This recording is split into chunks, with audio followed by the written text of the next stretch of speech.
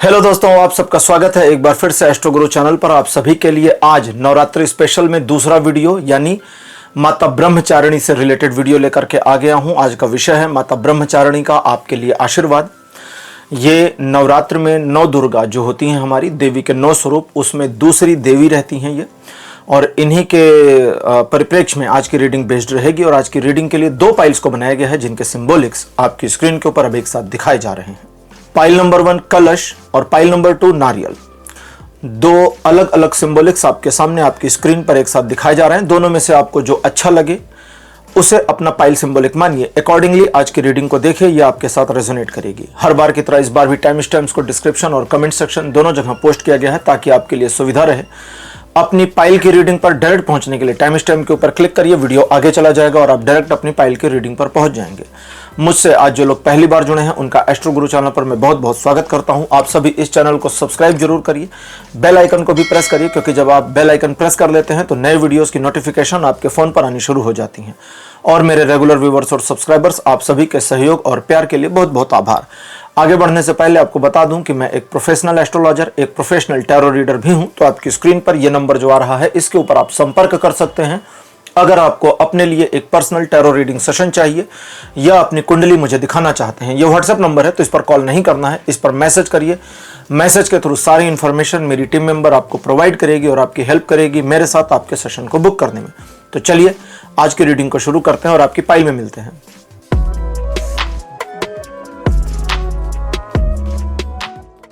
Hello pile number 1, आप सबका स्वागत है आपकी रीडिंग में। आपने कलश को चुना था एज अ पाइल सिंबॉलिक। मेरे बगल में कलश की फोटो लगा दी गई है। चलिए शुरू करते हैं आज की रीडिंग और देखते हैं कि आपके लिए माता ब्रह्मचारिणी का क्या आशीर्वाद है, ब्लेसिंग्स उनकी क्या आपके लिए हैं, और वे आपको कोई सजेशन इत्यादि देना चाहती हैं तो वे क्या है।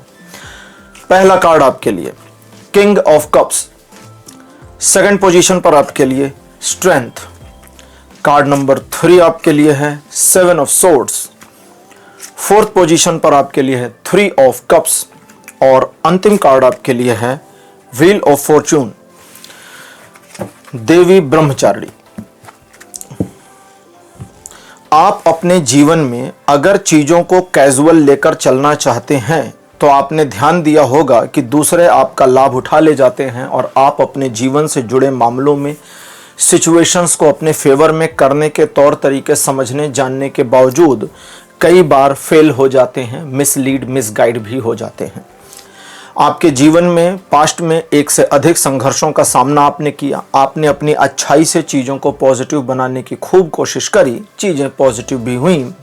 लोगों के लिए बहुत कुछ करने के बावजूद उनके मन में, उनके दिल में, उनके जहन में आपके लिए जो पॉजिटिविटी आप चाहते थे कि आ जाए वो नहीं आने पाई। गलती आपकी नहीं है, अभी भी आप चीज़ों को पॉजिटिव करने की एक जो कोशिश कर रहे हैं उसमें आप अपने जोर जबरदस्ती वाले एफर्ट को अगर हटा देते हैं और न्यूट्रल एफर्ट को देखते हैं तो न्यूट्रल वाला मुझे बढ़िया दिखता है। जोर जबरदस्ती का जो एफर्ट आपका अपनी ओर से लग रहा है कि मैं खुद को अच्छा साबित करके दिखा दूं, वो गलत है, उसे छोड़ दीजिए। ठीक। देवी का आपके लिए जो आज आशीर्वाद है वो ये है कि वे आपके जीवन के संतुलन को वर्तमान से लेकर भविष्य तक में बनाएंगी, आपके जीवन में पॉजिटिविटी को इम्प्लांट करेंगी, आपके जीवन में एक सकारात्मक, एक पॉजिटिव अप्रोच आपके अपने अंतर्मन से अवतरित हो, अपने अंतस से निकले, जो दूसरों को पॉजिटिवली प्रभावित करे और लोगों का नजरिया आपके प्रति सकारात्मक हो जाए, जिसका आपको पॉजिटिव इंपैक्ट और रिजल्ट मिले। इसकी पॉसिबिलिटीज बनती चली जाएंगी। लेकिन आपको भी दूसरों के हर मामलों में इन्वॉल्वमेंट से थोड़ा सा बचना होगा। थोड़ा सा, कुछ मामलों में लोग आपको ब्लेम कर सकते हैं, करने दीजिए। कुछ मामलों में लोग आपको जिम्मेदार भी ठहराने की कोशिश कर सकते हैं कि आपकी वजह से उनके काम खराब हुए। अगर ऐसा ही सोचें, ऐसा ही देखें तो ये आरोप तो आपके ऊपर पहले भी लग चुके हैं कि आपकी वजह से चीजें गड़बड़ हुई। तो वहां अपने को उस अनयूजुअल स्ट्रगल सिचुएशन से बाहर निकालना है और एक पॉजिटिव स्ट्रगल सिचुएशन में डालना है। जैसे वर्तमान में अगर हम आपके भविष्य के बारे में थोड़ी बात करें, स्पेसिफिक मैटर जिस पर आप जानते हैं कि ये हो जाए, अगर मेरे जीवन में ऐसा हो जाए, एक टॉपिक ऐसा है कि वो टॉपिक अगर हो जाए तो आप जानते हैं, समझते हैं कि आपके लिए बिल्कुल अच्छा रहेगा, जिसको हम बोलचाल की भाषा में कहते हैं कि हे प्रभु ऐसा हो जाए तो फिर धन्य हो जाए, हम धन्य हो जाए हमारा जीवन। तो देवी की जो एनर्जीज है वो यहां कहती है कि वो वैसा हो जाए, ये तो तुम्हारी विश है।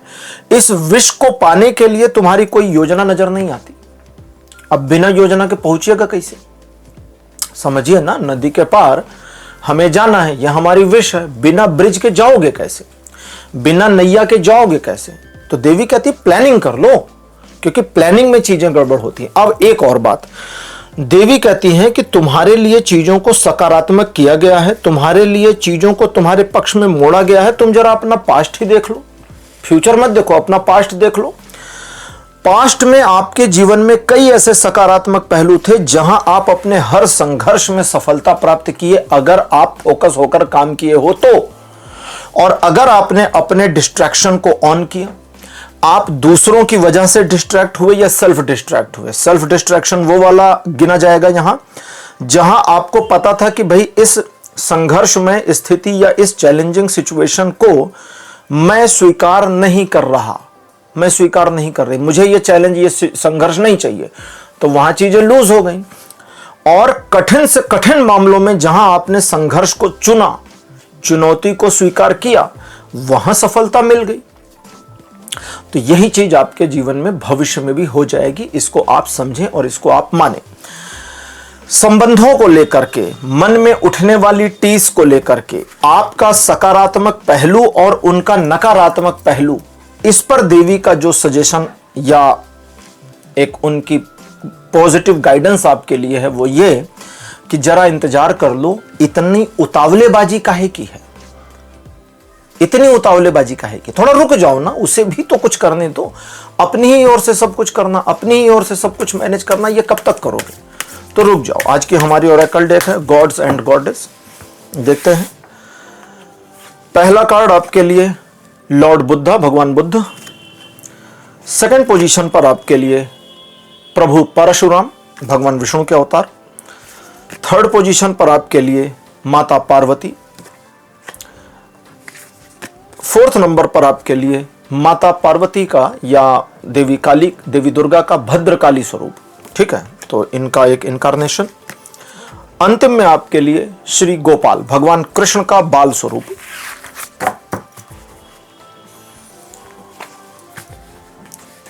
भगवान बुद्ध के बाद अगला कार्ड मेरा है परशुराम जी का। परशुराम जी के बारे में ग्रंथ कहते हैं, पुराण कहते हैं कि उन्होंने 21 बार पृथ्वी से क्षत्रियों का विनाश कर दिया। बहुत सारे लोग कहते हैं कि भाई क्षत्रियों का विनाश कर दिया तो क्षत्रिय बचे कैसे रहे? तो उसका कारण यह है कि बच्चों और महिलाओं को नहीं मारते थे ना, जो अंडर एज बच्चे थे उनको नहीं मारते थे, युद्ध में मारा है। विनाश कर दिया का मतलब यह नहीं है कि ऐसे ही मार दिया, घर में घुस के मार दिया, नहीं, ऐसा नहीं करते। भारत में जो युद्ध होते थे, ठीक है, राजा लोग लड़ते थे पुराने समय में, युद्ध जो होते थे वो नियमों के अंतर्गत होते थे। युद्ध के बारे में कहा जाता है कि दो राजा सीमा पर लड़ाई कर रहे हों तो भी दोनों देश की प्रजा के जो किसान थे वे अपने खेतों में चैन से काम करते थे, किसी को कोई समस्या नहीं थी। राजा लड़ रहा है, प्रजा को कोई समस्या नहीं थी, क्योंकि प्रजा के ऊपर किसी प्रकार का आक्षेप, आघात नहीं किया जाता था। जो युद्ध के मैदान में है उसी पर हमला किया जाएगा, जो युद्ध का मैदान छोड़ के भाग जाएगा उसको नहीं मारा जाएगा, उसको भी छोड़ दिया जाएगा। तो महिलाएं, बच्चे हमेशा बचे रहे थे। खैर, भगवान बुद्ध जितने शांत हैं, परशुराम जी उतने उग्र हैं। देवी पार्वती जितनी सौम्य है, भद्रकाली उतनी उग्र रूप में आ जाती हैं। और बाल गोपाल भगवान कृष्ण सौम्य, चंचल, नटखट हर प्रकार के हैं, कहीं कहीं उग्र भी हुए। उन्होंने बालकाल में भी कई राक्षसों को मार दिया था। तो सब कुछ स्वयं में समेटे हैं।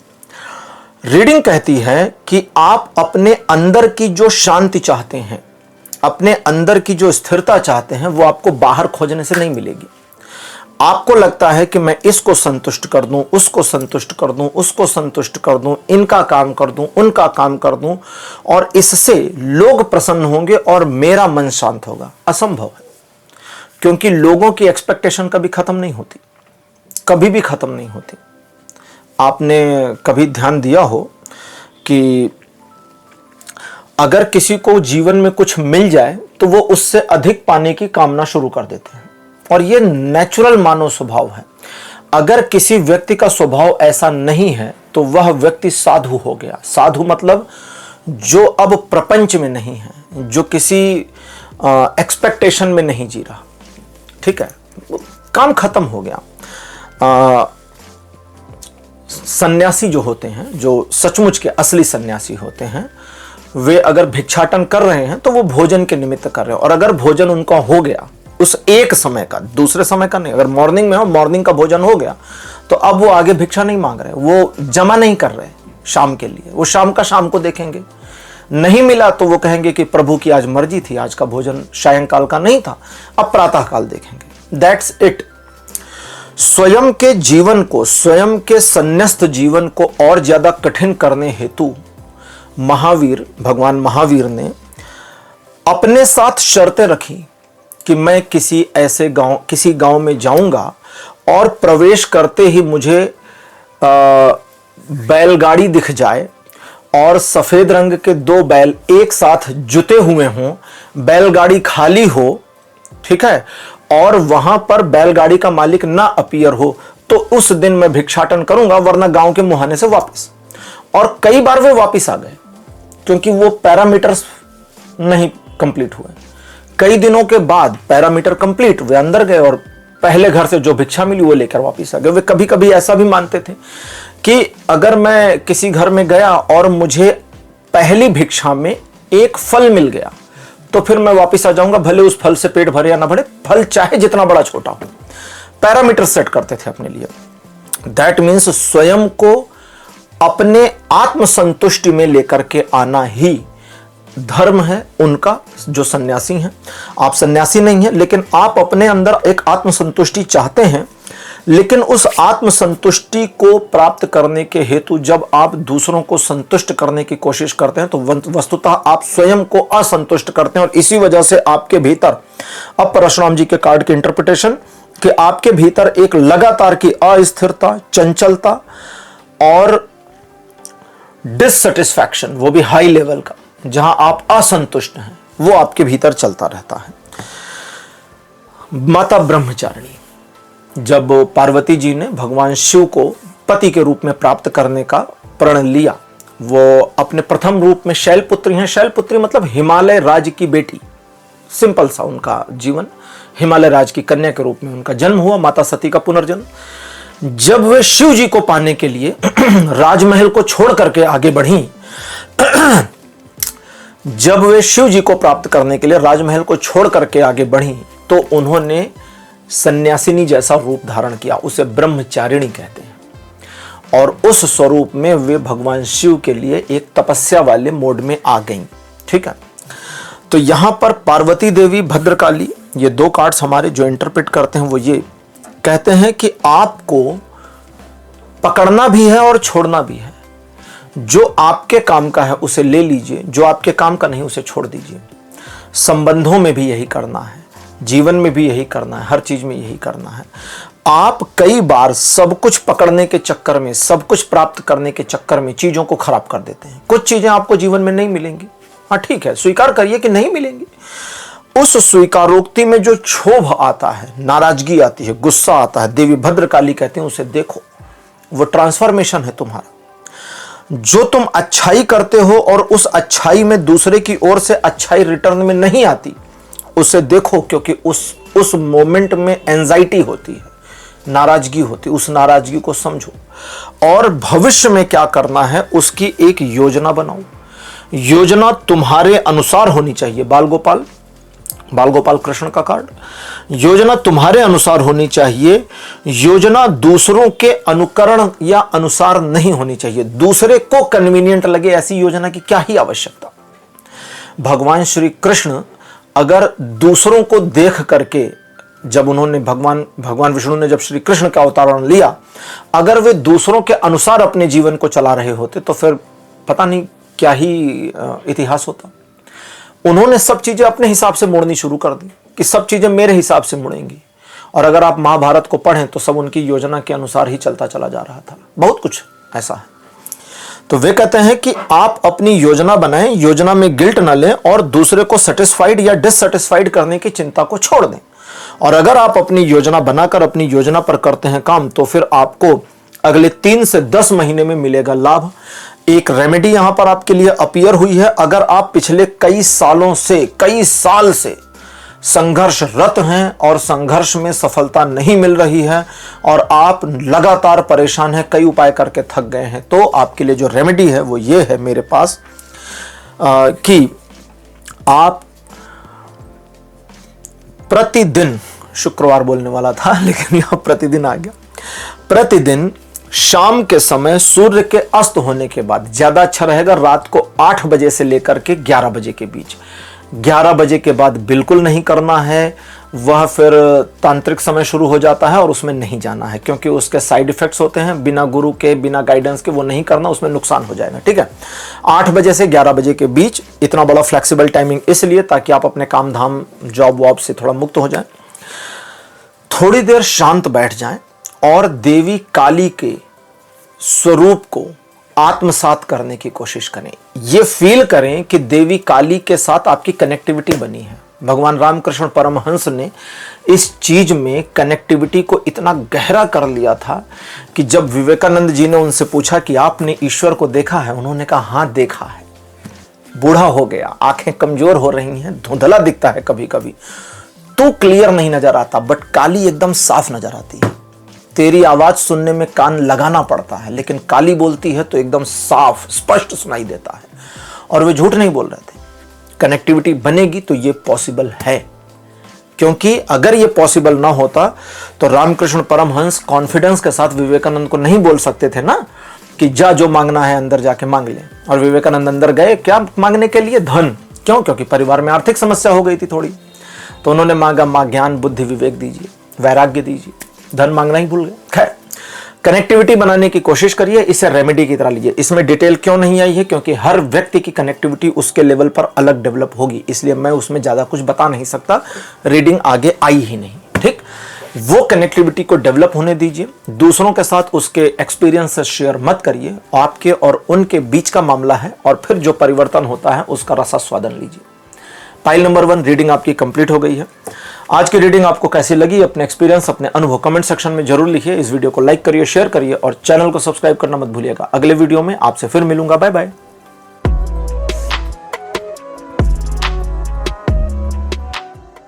हेलो पाइल नंबर 2, आप सबका स्वागत है। आपकी रीडिंग में आपने नारियल को चुना था। मेरे बगल में नारियल की फोटो लगा दी गई है, यहाँ बगल में। चलिए रीडिंग को शुरू करते हैं और देखते हैं कि आपके लिए क्या रीडिंग आ रही है, कि माता ब्रह्मचारिणी का आपके लिए आशीर्वाद, उनकी ब्लेसिंग्स आपके लिए क्या है, टैरो की इस पर गाइडेंस क्या है। पहला कार्ड आपके लिए द एम्परर।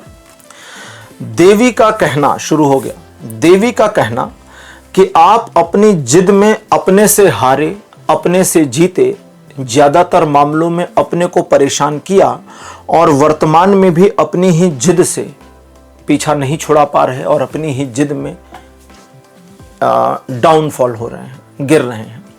तो देवी कहती हैं कि आप अपनी जिद को हटा दें। अगर तुम जिद को हटा दो, अब उनकी भाषा में सुने, अगर तुम जिद को हटा दो तो तुम्हारे लिए न सिर्फ मार्ग प्रशस्त हो जाएगा बल्कि तुम्हारे संकल्प की शक्ति बढ़ जाएगी। संकल्प की शक्ति क्या होती है? संकल्प की शक्ति होती है कि हम कुछ ठाने और उस ठाने हुए को कर ले जाएं। संकल्प की शक्ति के बढ़ने का लाभ यह होता है कि अगर हम कुछ ठानते हैं, तो आपने एक फिल्मी डायलॉग सुना होगा ना कि सारी कायनात सपोर्ट करने लगती है। वो वास्तव में सच है, ऐसा नहीं कि वो फिल्मी डायलॉग है, वो सच है। यूनिवर्स आपको पुश करता है, क्योंकि ब्रह्मांड आपके विरुद्ध क्यों काम करेगा? भाई आपने बिगाड़ा क्या है? हमने कोई बिल्ली चुराई है क्या उसकी, ईश्वर की? नहीं ना। वो हमारे विरुद्ध क्यों काम करेंगे? बिल्कुल नहीं करेंगे। इसीलिए कहते हैं ना कि हमारे कर्मों का फल मिलता है। कर्मों का फल का मतलब हम जो करते हैं वो रिवर्स होकर के आता है। हम अच्छा करेंगे अच्छा आएगा, बुरा करेंगे बुरा आएगा। बहुत अच्छा करेंगे बहुत अच्छा आएगा, बहुत बुरा करेंगे बहुत बुरा आएगा। अब कई बार लोग कहते हैं कि हमने अच्छा किया लेकिन बुरा आ गया, तो फिर वहां पर आपकी एक्सपेक्टेशन प्रॉब्लम करती है। क्यों? क्योंकि एक्सपेक्टेशन एग्रेशन बनाती है, एंजाइटी बनाती है। एग्रेशन और एंजाइटी निगेटिव ऊर्जा से सराबोर होती है। एक पॉजिटिविटी जो नकारात्मकता से ढकी है आपको पॉजिटिविटी, सकारात्मकता नहीं दे सकती। इसलिए संकल्प करिए तो फिर उस पर प्रश्न मत उठाइए, प्रश्न मत उठाइए। बाइबल में एक उदाहरण आता है जहां जीसस कहते हैं कि अगर तुम सोचो कि सामने वाला पहाड़ जड़ से उखड़ जाए तो वो उखड़ सकता है। तुम्हारी सोच में डाउट नहीं होना चाहिए, शक नहीं होना चाहिए। अगर शक है तो फिर नहीं उखड़ेगा। कथाएं कहती हैं जीसस पानी पर चले थे, उनको डाउट नहीं रहा होगा कि पानी मुझे डुबा देगा, इसलिए चल गए। उनका माइंडसेट था कि मेरे परम पिता परमेश्वर मेरे को संभाल लेंगे, तो संभाल लिया, दैट्स इट।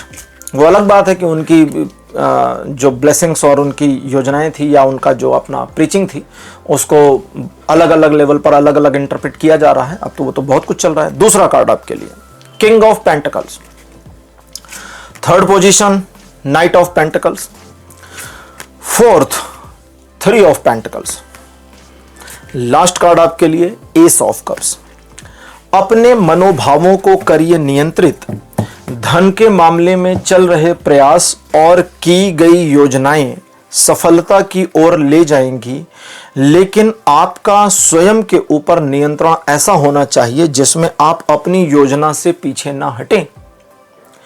अपने से ज्यादा सक्षम लोगों की बातों और योजनाओं पर काम ना करें तो ज्यादा अच्छा रहेगा। यह आपके लिए सजेशन आया है। दूसरा, पिछले कुछ समय से आप धन को लेकर के, आर्थिक मामलों को लेकर के एक विसंगति का सामना कर रहे हैं। विसंगति, कभी पॉजिटिव हो जाती है चीजें, कभी नेगेटिव हो जाती है। कभी लगता है सब कुछ ठीक हो गया है, कभी लगता है सब खराब हो रहा है। तो ये जो विसंगति है, इस विसंगति को मैनेज करने के लिए किए गए प्रयास अभी प्रेजेंट में देवी कहती हैं सही दिशा में है।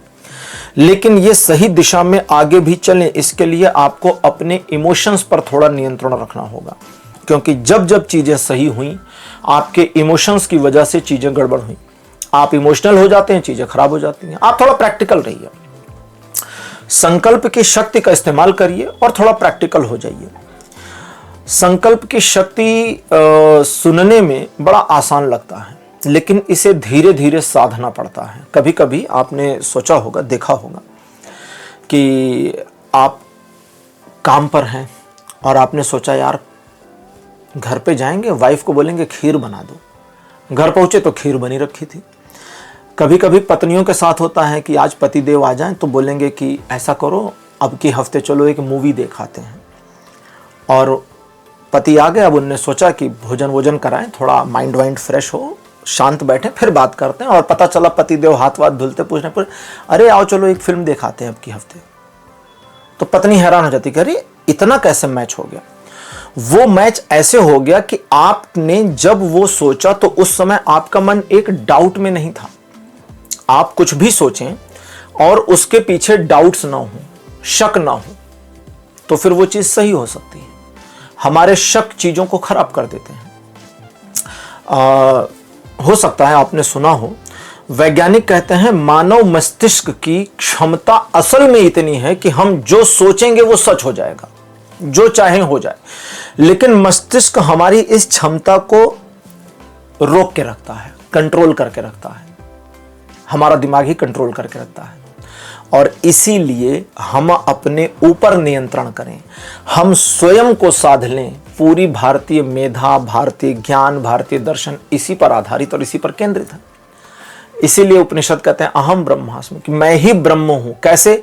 क्योंकि अगर मैंने अपने मस्तिष्क को, मैंने मतलब इंसान ने अपने मस्तिष्क को केवल मैनेज कर लिया तो वो ब्रह्मा भी बन सकता है। और इसके उदाहरण हमारे इतिहास में हैं, बिल्कुल उदाहरण है। महर्षि विश्वामित्र एक राजा हुए, भगवान राम के पूर्वज थे, त्रिशंकु नाम था उनका। त्रिशंकु मृत्यु के बाद स्वर्ग नहीं जाना चाहते थे, जीवित शरीर के सहित जाना चाहते थे।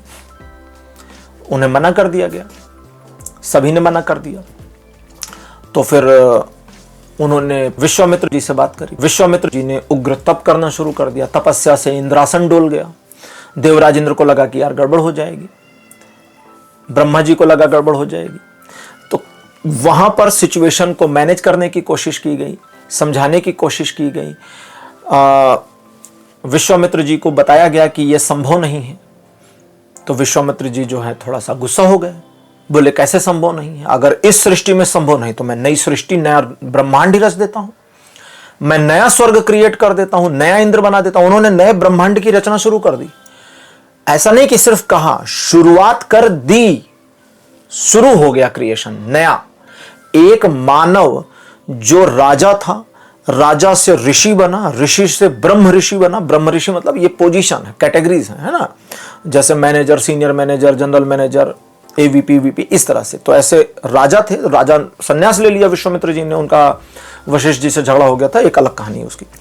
फिर वे ऋषि बने तो राज ऋषि हो गए, लेकिन वे ऋषि से फिर महर्षि बन गए, महर्षि से वे ब्रह्म ऋषि बन गए। ब्रह्म ऋषि परम ज्ञानी होता है, सबसे ऊपर हाई पोजीशन। और उस पोजीशन में उन्होंने नई सृष्टि बनानी शुरू कर दी। जब फिर ये अब नई सृष्टि बनने लगी तब तो खलबली मच गई कि यार तो गड़बड़ी हो जाएगा सब कुछ। तो फिर देवराज इंद्र आए, हाथ जोड़े, बोले क्षमा करिए महाराज, भेजिए इनको, रखते स्वर्ग में। लेकिन वो फिर एक छल जैसा था, वो स्वर्ग में गए और इंद्र जी ने उनको धक्का दे दिया, और धक्का दे करके उनको स्वर्ग और पृथ्वी के बीचों बीच में रोक दिया गया। वो एक अलग कहानी है। कहने का मतलब यह है कि एक मानव की क्षमता बहुत हाई जा सकती है। अपनी संकल्प की शक्ति पर देवी चाहती हैं कि आप काम करें। छोटे छोटे जो संकल्प आप लेते हैं कि आज मुझे ये करना है, आज मुझे ये करना है, उसे पूरा कर लीजिए, इसकी प्रैक्टिस करिए। छोटे छोटे संकल्प अगर आपने पूरे कर लिए तो बड़े बड़े संकल्प पूरे होने लगेंगे। आप सृष्टि तो नहीं रच पाएंगे, लेकिन कम से कम अपने जीवन की सृष्टि को मैनेज कर ले जाएं, इतना संकल्प की शक्ति तो आपकी बढ़ जाएगी। उनकी कृपा आपके ऊपर दिख रही है। Oracle deck, gods and goddess. पहला कार्ड आपके लिए यमुना माता, सेकंड पोजीशन पर आपके लिए भगवान Shri Ram, card number 3 Devguru Brihaspati, 4th position पर आपके लिए माता सीता, और अंतिम कार्ड आपके लिए माता पार्वती। तो आपके लिए 5 कार्ड्स अपीयर हो चुके हैं ओरेकल डेक से भी। चलिए अब देखते हैं ओरेकल डेक क्या आपको बताते हैं। सबसे पहले देवी सीता, माता सीता, वे कहती हैं धैर्य की ही परीक्षा होती है। अगर आपको लगता है कि मेरे धैर्य की, मेरे पेशेंस की हर समय ईश्वर द्वारा, लोगों द्वारा, इसके द्वारा, उसके द्वारा परीक्षा ली जा रही है, तो देवी कहती है कि धैर्य की ही परीक्षा हो सकती है, और किस चीज की होगी। तो अगर धैर्य की परीक्षा हो रही है तो ठीक हो रही है, फिर गलत नहीं हो रहा। क्यों?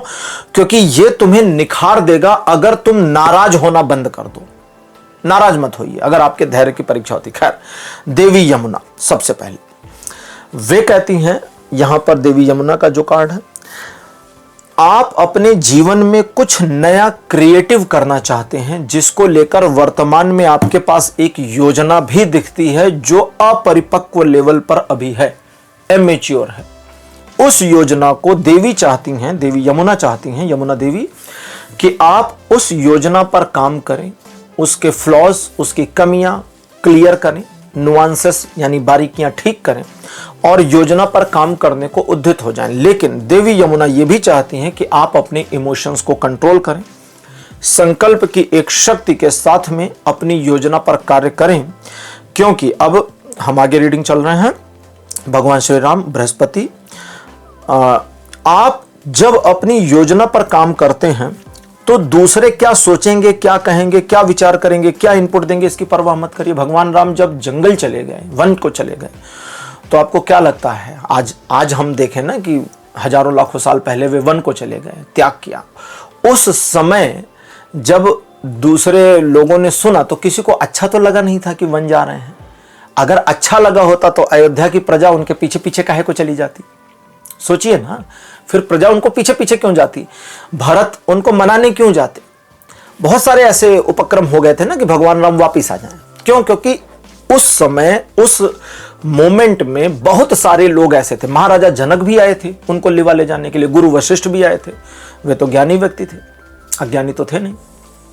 बहुत सारे लोगों को लग रहा था कि ये ज्यादा हो गया है, अति हो गई है, इतना भी नहीं एक्सट्रीम करना, चलो वापस। अब क्या ऐसी रूठ गए, ऐसा जिद कि अब नहीं, अब तो जंगल ही जाना। देखो तो माता कैकेयी भी मान गई, जिन्होंने वरदान मांगा वो भी मान गई कि हाँ ठीक है बेटा वापिस आ जा। लेकिन राम, उन्होंने कहा कि जो संकल्प पिता के समक्ष ले लिया गया वो पूरा किए बिना वापिस नहीं आ सकता। अब नहीं, संकल्प पर एक बार बढ़ गए तो अब पीछे की राह नहीं है, अब आगे की ही राह है, अब चाहे जो हो जाए। और उन्होंने जब भरत उनको लेने गए थे तो एक सभा बैठी थी जिसमें था ना कि पक्ष विपक्ष रखा जाए। भरत अपने पक्ष रखेंगे, राम अपने रखेंगे। भरत के पक्ष पे ये था कि भाई वापिस आइए, और उस पक्ष उस डिबेट में जज बनाया गया माता सीता के पिताजी को, जनक जी को। महाराजा जनक की बेटी उनके दामाद के साथ जंगल जंगल भटक रही। सोचिए ना, महलों में पली हुई लड़की, महल में शादी हुई लड़की, राजा के घर रहने वाली लड़की अब जंगल में रहेगी। तो एक पिता का भी हृदय नहीं चाहेगा कि जंगल में रहे। लेकिन जनक को इसलिए, महाराजा जनक को इसलिए वहां पर जज बनाया गया क्योंकि सबको पता था कि ये पक्षपात नहीं करेंगे, भले इनकी बेटी का मामला क्यों ना हो। तो संकल्प जो राम का था, भगवान राम का, उस संकल्प के आगे सभी हारे, और उस संकल्प के आगे सभी हारे। और माता सीता का एक संकल्प था। आप अगर रामायण का सीरियल भी देखा होगा आपने, तो सीता हमेशा रावण से कहती थी कि मेरे प्रभु राम आएंगे और तुझे मार देंगे। माता सीता को कोई डाउट नहीं था, उनको पता था समुद्र पार ले गए, उनको ये भी पता था कि मेरे पति को पता नहीं होगा मैं कहां हूं, लेकिन उनका कॉन्फिडेंस क्या था कि मेरे राम आएंगे और तेरे को मारेंगे और मेरे को ले जाएंगे। इसमें कोई अगर मगर नहीं है, इसमें कोई डाउट वाउट नहीं था उनको। तो संकल्प की शक्ति के साथ आगे बढ़े। गुरुदेव बृहस्पति चाहते हैं, वे कहते हैं कि आप अपने मन को शुद्ध और शांत रखें।